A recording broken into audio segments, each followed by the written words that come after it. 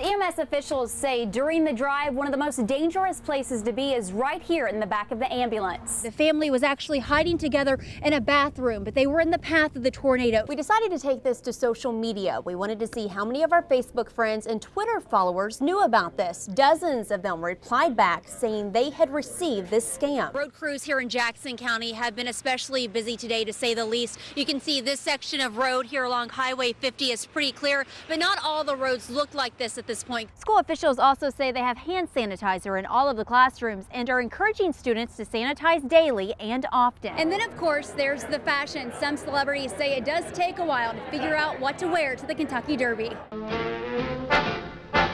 At 18 years old, I met him in 1939. it was a love unlike any other for Agnes Coombs. I don't know, when I found Tommy, I just fell for him right away. We went together for, well, 2.5, almost 3 years. And then the war came along and started drafting all the boys, you know. Tommy was sent to England during World War II. He was gone 3 years, 3 months, and 4 days. We just wrote letters every day. A lot of letters. Ooh, look at this one. Thousands of letters It was a long one. were passed back and forth between Agnes and Tommy. I was always afraid he might find somebody, might introduce him to somebody. But that never happened. All signed the same. Forever yours and all like that, you know. And then I always kissed him at the bottom of the, underneath it. Bring back a lot of memories. I used a lot of lipstick. Kissing all those letters. Agnes admits not all of them were easy to write. I guess the saddest thing was that the night I had to write and tell him about his brother being killed, because he didn't know it or anything. The pair got through the war and married. Oh, Lordy. They held on to the letters. I'm going to bed now, hun. I hope I dream about you. I love you so very, very much, Tootsie. Copies of conversations. So here's the first page of a letter from New Year's Eve, 1943. Pick out in the letter the part that I want to highlight. Are now being turned into jewelry by Agnes's granddaughter, Megan Coombs. And I have to cut it. Nice and smooth. In her eyes, I could just see that it just brought her right back to the moment where she had put her hand in that pen to paper and had written those very words. Rings, bracelets, and necklaces. Let's just hope and pray the war will be over soon and we will be reunited before long. With words inside that take Agnes back almost 70 years. I read them sometimes, I even cry sometime when I read those old letters. It was a long time. The only thing missing is Tommy, who passed away 13 years ago from lung cancer. He found out in March he had cancer and he died in September. So he didn't have much time. It's why this jewelry holds an extra special meaning for Agnes and her family. That's my favorite part, is just to have her in the room next to me. Although time has changed, the lipstick and letters that Agnes once sent haven't. After he read the letter, if he ever kissed my little lipstick, I don't know. Words she now holds close to her heart. Close your eyes and pretend I'm kissing you goodnight. Yours forever, Agnes.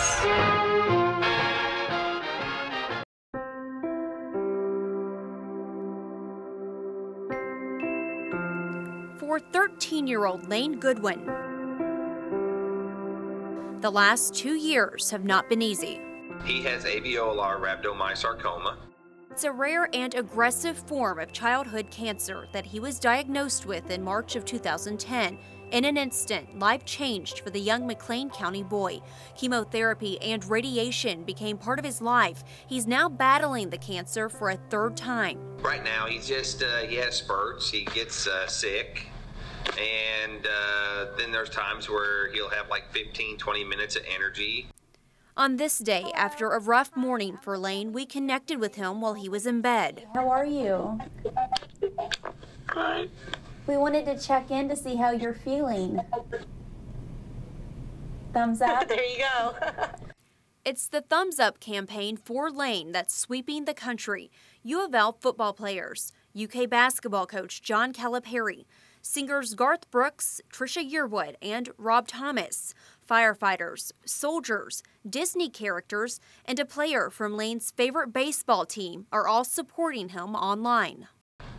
And I go, who's your favorite? And he points his finger and he pointed at his mom. Among this outpouring of support, the Goodwin family continues to stay strong for the teen and are fighting to save his life. He accepts where his fate is, where his role is, and he has a pretty strong belief and a pretty good faith. It's that faith. I'm doing great. You're doing great. He's doing great. That Lane continues to hold on to with gratitude for those standing behind him. Don't thank you. Thank you. Can you tell Mommy what it says? For Heather Steele and her 3 children. Hat, right? Sound it out. Hat. This is a typical day. You're doing a good job over there. Make sure you stay in the lines. I will. The mother homeschools her kids, and lately it has just been the 4 of them. Husband and father, Nate Steele, has been away. I would say the last 3 or 4 months he's been home, gone, home, gone. We pretty much see him on the weekends, if that. That's because the tech sergeant with the Kentucky Air National Guard will soon be deploying to Afghanistan in 2 months. But what he doesn't know is while he's taking part in pre-deployment training, he's receiving a big surprise back home, one that his wife and kids are in on.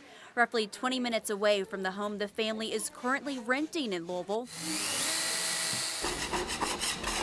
There's a lot of work going on in their actual home on Lacona Lane that they moved out of earlier this year. The home had a lot of repairs to be made, and little by little, Tech Sergeant Steele was trying to get them done. But working full-time, attending school, preparing to deploy, and lack of time and money put it last on his priority list. We're going to do window repair on this. That's where Home Depot and Active Heroes came in. You know, the refrigerator looks to be in fairly good shape. With help from the mayor's office, the 2 groups linked up and secured a $4,000 grant from Home Depot to help finish the project. Also the light fixtures, we're going to update a lot of your light fixtures too. Donations and help from volunteers far exceeded that number. Although Nate Steele knew his wife had applied for help, he had no idea they were the recipients. Thank you. I'm just overwhelmed, and he will be too. He got the welcome surprise on a Saturday morning in early September when he was home for a day. All he knows is that he's coming here to meet us today and that we did a little bit of yard work. You know that thing about the grant? Yeah. Surprise! No way! We're going to get it home for you, all right? We're going to get it ready for your family. Thank you so much. Thank you so much, man. It's going to be a great project. So. Man, that is awesome. Yeah. The house project that once came last for the airmen. It was a sense of failure, you know, that I couldn't fix the things that I wanted to fix. I couldn't do the things I wanted to do. Has become a priority for the 2 groups and volunteers. All of our vendors were stepping in, like running off. Our flooring installers going to carpet the front, so we're going to take care of their new vanity, new faucet, new toilet, and then paint and new light fixtures, new cover. A big effort this week made sure many of the projects within the home are now finished for the family of 5. So as this medical technician is preparing to leave for the next year with the Agribusiness Development Team 5. What do you think? Are you pretty excited? Yeah. All this work done on our house? He can now focus on his job at hand, serving our country overseas and returning safely to his family and the place he calls home. The fact that they would help me speaks a message to, you know, anybody, you know, who's served overseas or, you know, wears the uniform, that there's a community that cares about them. He loves the military, he loves his job, and he's glad to go and serve. And I just want to send him off. But he has to come home. In Louisville, Tamara Evans, WDRB News. In the quiet community of Henryville, Trish and Daryl Gillis have been visiting their new home almost daily. You know, even if they just did one little thing, you know, on a wall or put on one door, you have to come see it. They're excited for the progress, and with good reason. On March 2nd of this year, all I had here was a foundation. You know, there was nothing here. An EF4 tornado threw their home with Trish, Daryl, and their 3 kids inside. All but one was sent to the hospital to recover. Trish relies on this walker to get around, but has something to look forward to. Every night we go to sleep and it's one day closer.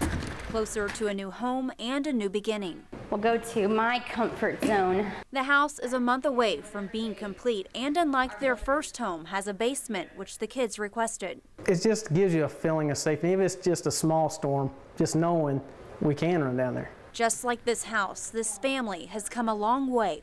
Your prayers are working. from everyone, your thoughts. We're doing good. As they continue to make progress, they're just thankful to now have a place to soon return to in the community of Henryville. There's going to be a lot of quiet moments, but it's just a relief. Just look around and see, everything familiar. It's going to be great to just be back up here. A place that they are hoping to soon call home. It's not home yet, so. But almost. Almost. For 43 years, Candace Fisher says Marvin Fisher was the love of her life. Everybody knew that he loved me and how much he loved me, and all of my friends wanted him for their husband. Her face lights up talking about him and the times they shared. But on Thursday evening, she says a shooting inside the nearby Springdale Community Church changed everything. When I went up to ask them what was going on, I saw 2 ambulances leave at that time. And in my heart, I knew that my husband was in one of those ambulances. You just know these things somehow, I guess. Police say 55-year-old Mahmoud Hindi opened fire during a Spring Creek Homeowners Association meeting over an ongoing property dispute over his fence and driveway. My next-door neighbor here, his wife was up there, and he got a call from her, and all she was allowed to say was, "I'm okay," and then she hung up. And I didn't get that call. 73-year-old David Merritt, the Homeowners Association president, and Fisher's husband Marvin, an HOA board member, were both shot. She learned the news when she called University Hospital.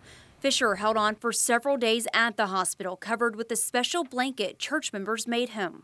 He might feel the healing from the church and the love from the church that was sewn into the blanket. Marvin Fisher passed away Sunday. His wife and their son Paul are now dealing with the tragedy and say they have no anger toward the accused shooter's family. Because we know that they had nothing to do with this act of senseless violence, and that our hearts go out to them too, because he destroyed their lives as much as he did ours.